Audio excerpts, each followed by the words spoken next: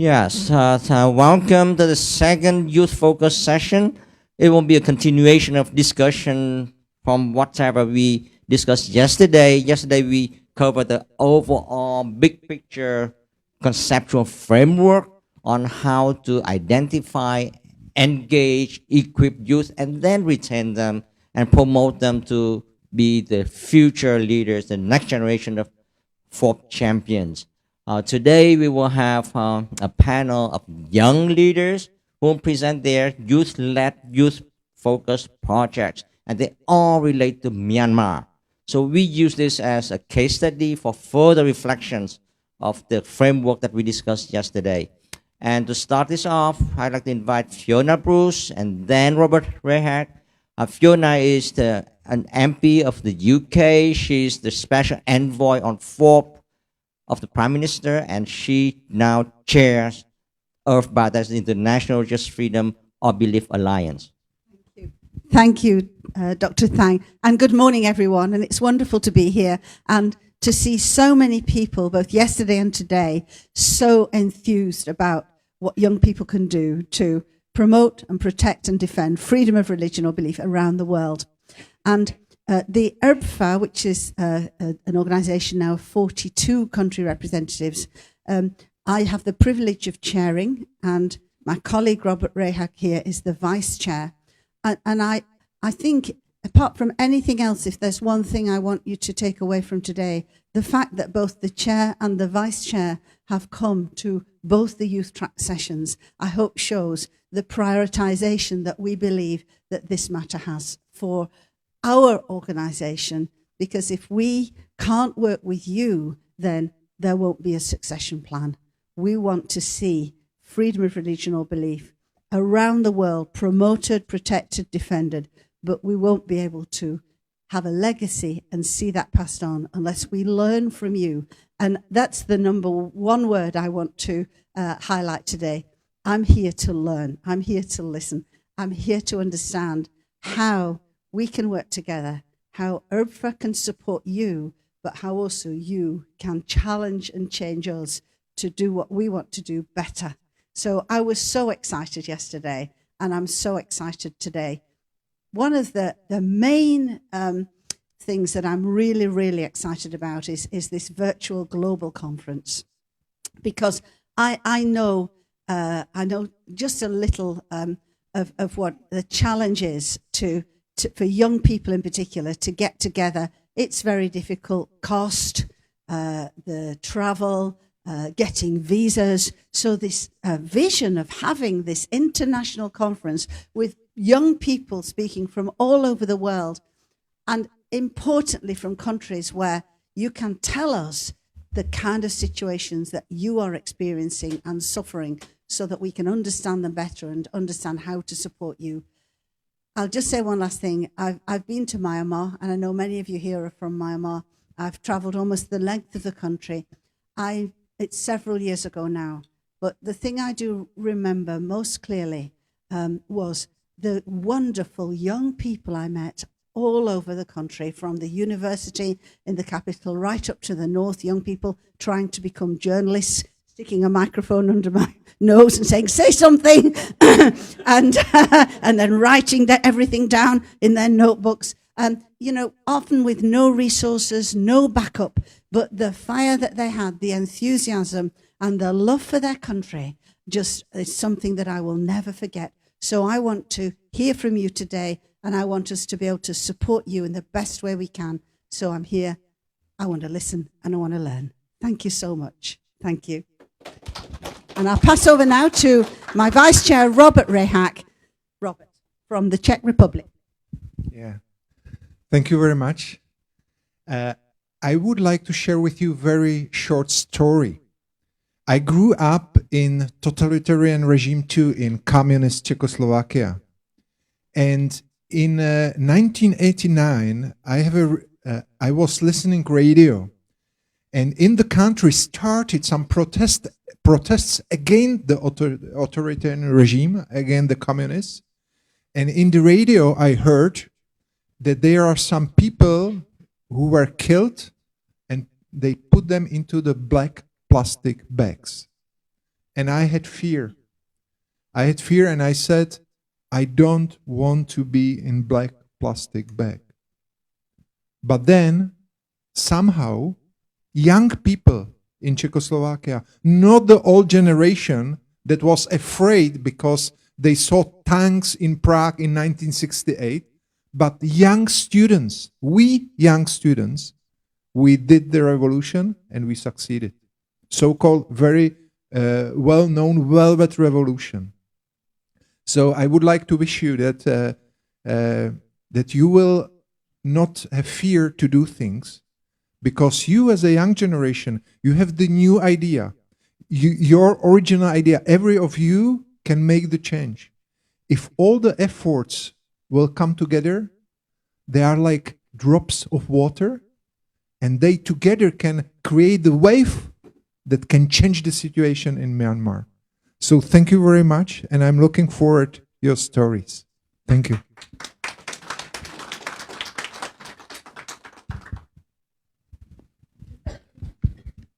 And now I'd like to introduce Trent Martin.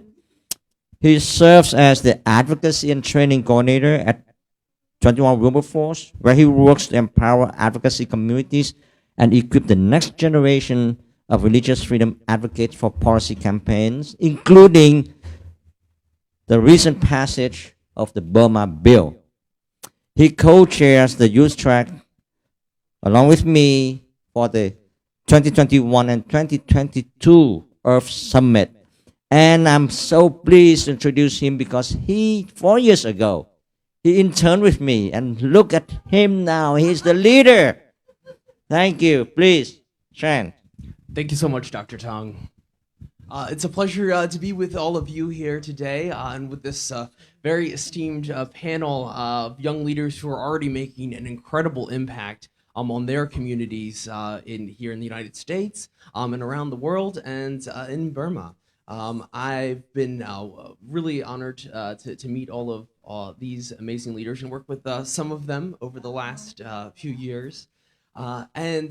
Before we get into this panel as well, we want to please mark a moment of silence for the 2 years that have this coup, this unlawful coup, has been wreaking havoc in the country of Myanmar. So if we all just would take a moment of prayer and silence for those people.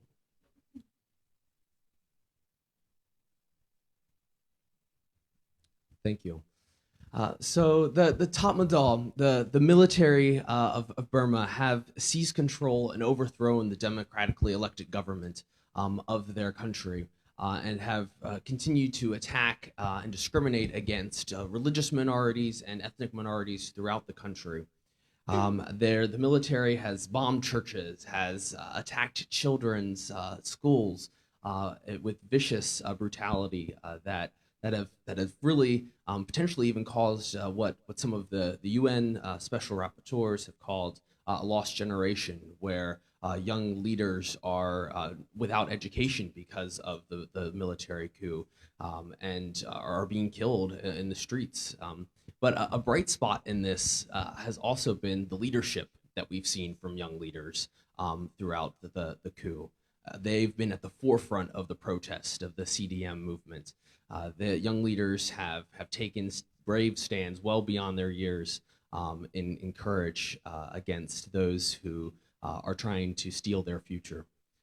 So it's wonderful to get to hear from some of these young leaders who are leading the charge on this. So I will turn this over really quickly. And before we jump into this, Ambassador Brownback, would you like to say a few remarks here for the panel? Well, just to say welcome and thanks, and I'm looking forward to this panel. And I am not familiar with another movement in the world that changed anything that didn't have young legs under it. It's required. It has to have the passion and the energy of young people. And if things are going to change in Burma and Myanmar, it's going to have young people underneath it. As we see change brewing really in Iran, it's got young people under it. We saw the protest in China recently of the White Page protest. It had young people in it. You saw the protest in Hong Kong that took place a year or two ago, it had young people all through it and organizing and using the technology to move. And in ways that I couldn't have figured out, I didn't know, but they did. And also that just sort of boldness and creativity that is required for these things to happen. So God bless you for doing it. Keep doing it. And I'm all with you. Thank you so much, Ambassador. It means a lot to have some of the highest representatives and leaders in government from international religious freedom here who are supporting you as young leaders here in the audience and here. So you really can make a difference. This group wants to empower you in your efforts. So jumping into our remarks, I want to start off here on my left with Dr. Jaseng. She is a board member of the South Asia Forum for Freedom of Religion or Belief, or the C4 network, as it's called. And she's worked on mental health advocacy and helping students, and worked with the International Commission, the ICJ of jurists, as a legal researcher since 2018, and has been an incredible leader within her community. I'll turn it over to you. So I'm very blessed and honored to be here, on this panel, with my fellow panelists, and also, it's quite a journey for me to be actually here, because I have to prepare everything, my visas and everything, within 2 weeks, to be here, and finally I'm here. So quickly, in the interest of time, I would like to, start off with, a little bit of like a clarification on the language, especially with today, because this is like the 2 year that marks the 2 year resistance, that has happened in Myanmar since the military takeover, in February 2021, and I know that many people, especially the international community, has been, referencing this, year as a 2 year anniversary, which is not an anniversary for many of Myanmar people, because this is not a moment for us to celebrate, because this is where the darkest moments of Myanmar, has begun, for the 4th time, because this is now the 4th, military coup attempt in Myanmar. So I would like to flag that, before, going on to, giving you a brief of the background in Myanmar. Because I came, I have been working in Myanmar, for many years, and until September 2021, I was inside Myanmar before I relocated to Thailand for security reason, of course, and I was able to work with many of the young populations in Myanmar, and the fact that the military coup, even before the military coup, many of the people, especially my fellow Burmese people, the diaspora here in Myanmar, and also in across the country, it is not unusual for religious persecutions that has happened in Myanmar even before the military coup, under the successive government, whether a military or a civilian government. And it has become, gotten worse, under the military coup, because now that they are facing, a double or triple, burden, of, being a religious and ethnic minority in Myanmar, and in addition to the military coup, so the impact has been entrenched, and it even got worse, And what I mean by that is, especially for this, spring revolution that has started with the, 2021 military takeover, in Myanmar. There are, of course, a lot of the younger populations, being involved in this spring revolution, just as Ambassador Brownback has, pointed out rightly, with the involvement of young generation. There are so many creative, a social movement that I have only learned from the university or classes. I have seen everything, very creative idea, and also the movement. It has made very much interesting, and also quite a social media, like a viral things on Myanmar. But because of the repressions against the media in Myanmar, so many of the activities and also the ongoing persecution happening in Myanmar has not been documented quite well, or maybe like, timely reported. So that is another issue that we are facing, and what has, impacted that is, the fact that, the Spring Revolution has, so much of an involvement on the youth. The military has now targeted the younger population as one of their target, especially because, many of the Spring Revolution movement has started, with those, students, who took part in, the civil disobedience movement. Because when, especially for international people, or people who didn't know about, like, Myanmar, or who only learn about Myanmar through the news, they only like consider CDM, like the civil disobedience movement, as a part of like the movement for the government official. Which is not true, because there are students in Myanmar who took part in the CDM movement, and today this is the 2 year that marks the resistance movement, and so many of the young populations are still in CDM movement, which is evident through like a social media posts, that I'm still proud that I am as in the CDM, along with our fellow Burmese people. So that is how much of like the young population involvement in the 2021 Spring Revolution has resulted and being targeted by the military. And going on to the religion part, because of that Spring Revolution, there are so many divides and split in Myanmar, especially in terms of like a religious perspective, because in the past, religious leaders has taken such a influential role, in Myanmar, not only politic, but also like a religious perspective, because a religion and politics has been very, very much like intertwined in Myanmar situation, where many of the religious, like a institution or like a leader has been very much of like a politicized, in Myanmar, so which is not, like something unusual for Myanmar. So, but what has happened with the military coup in Myanmar is the way that military has tried to militarize the religion, is quite evident, and effective, seem to be effective, in this instance, because, the fact that the military has been trying to engage, publicly, with the religious leaders, on a public level, such as like you might have seen some of the photos where the State Administrative Council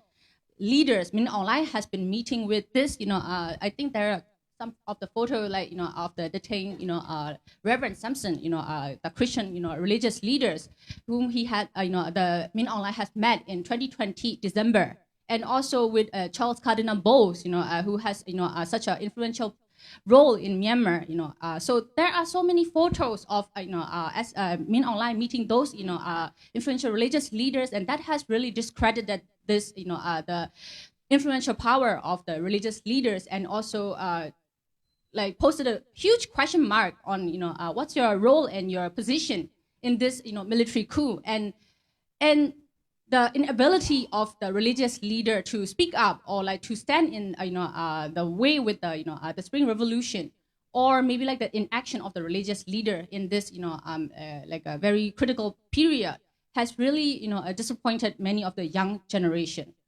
and which has led to, especially those youths, like taking up arms, to fight against the military, such as like people defense forces, or like a local defense forces. They now started to like, leave their religion, such as like they declared themselves or they consider themselves as like atheists, because of the inaction of their religious leader or the religious institution. So that is the reality happening on the ground, So I wanted to also flag that on, the situation in Myanmar, and also, just the last point is, the role of the religious leader, the engagement with the religious leader has been also very much, difficult, for many of the actors, such as like us, because the fact that those religious leaders are labelized, as, like siding with the military, has really, like impacted on, opening up or like creating dialogue space, for, engaging with the youth and the religious leaders, because the trust deficit, that I have heard from, like, one of the, events yesterday, it has been there, since before the military coup, and now it has gotten worse, in current state. So how do we really address that? This is really, really one of the important things that is happening in Myanmar. And maybe for the activity, we should I continue? Okay, yeah, thank you. Sorry, I'm taking up so much of the time, but I wanted to highlight that because these are like really, really important things happening inside Myanmar, and which are really which I feel like which are less covered in the international or like a media as well. So I wanted to take this opportunity and discuss that. And then the other things with the youth is like access to education, which has been like a universal fundamental rights for many people.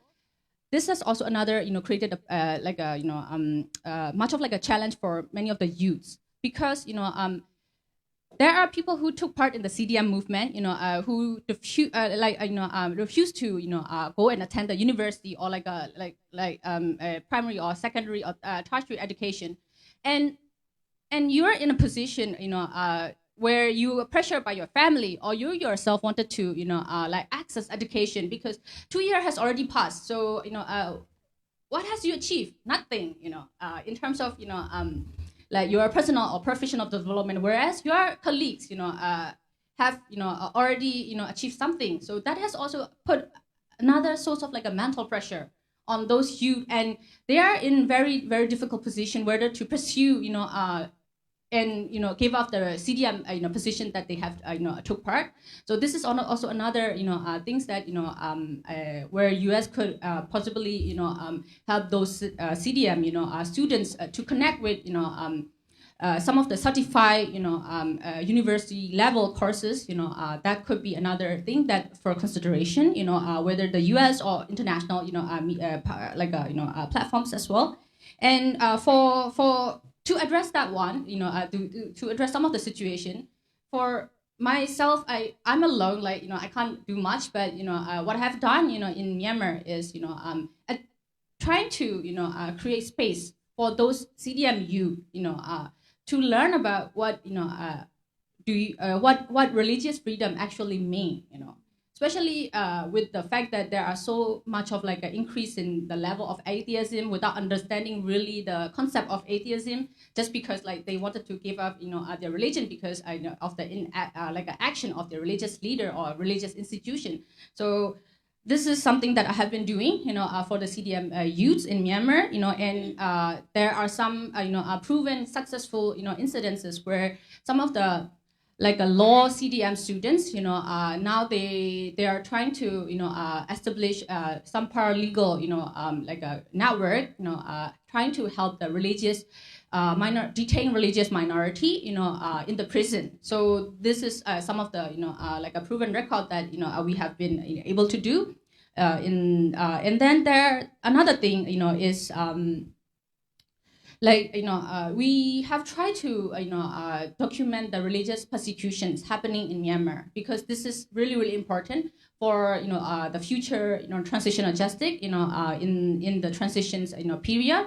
So we are trying to help connect the youth to document those cases as much as possible in the safest ethical manner as we can. So these are some of the work that we have been doing, and in the future we would like to work on expanding some of the education program onto a platform where you can access through virtually, so like a virtual learning courses on the platform, and which is also a movement started by the CDMU. Thank you. Thank you so much. Wow, so many incredible initiatives that you're working on, just saying. Thank you so much for that. And this is actually a good transition because Emily, one of our wonderful panelists here, is working on some of the education issues that were brought up by Just saying. So what are some ways that you're finding that your organization, as a founder of Striveful, is able to kind of step into that gap of some of the lack of education that's happening because of the unrest and the military coup? First of all, thank you so much for having me here. I really appreciate it. And I just wanted to give a bit of a background of the education landscape in Myanmar right now, which is that students don't have education at all. And as many of you know, education is perhaps the most powerful socioeconomic mobilizer, and yet those who need it the most have access to it the least. And in order to fight for democracy, we need education. And people in Myanmar really want to learn. They love to learn. They want to explore the world. They want to learn what the stars are, what gave rise to democracy, and yet they don't have access to that.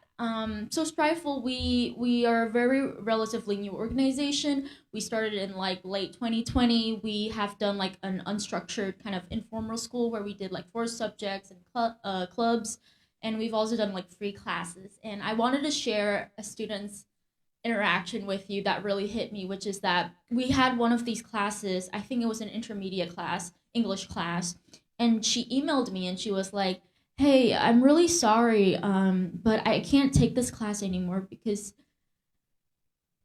I'm fleeing the war and I'm moving all around all the time and I don't have access to internet. And it just absolutely broke my heart, and I hope that this story gets to you too, because she so badly wanted to learn. She was saying sorry to me for not even going to, her safety comes first, and this is what she says, yeah, so that's some of the ways we've been doing. Currently, we're working on an asynchronous project because they don't have access to internet or very limited access to internet. A lot of students also sell their family's possessions, like land or just anything they have in order to study abroad, but they're taken advantage of by human traffickers, or at best, they're just swindled out of all of their life savings.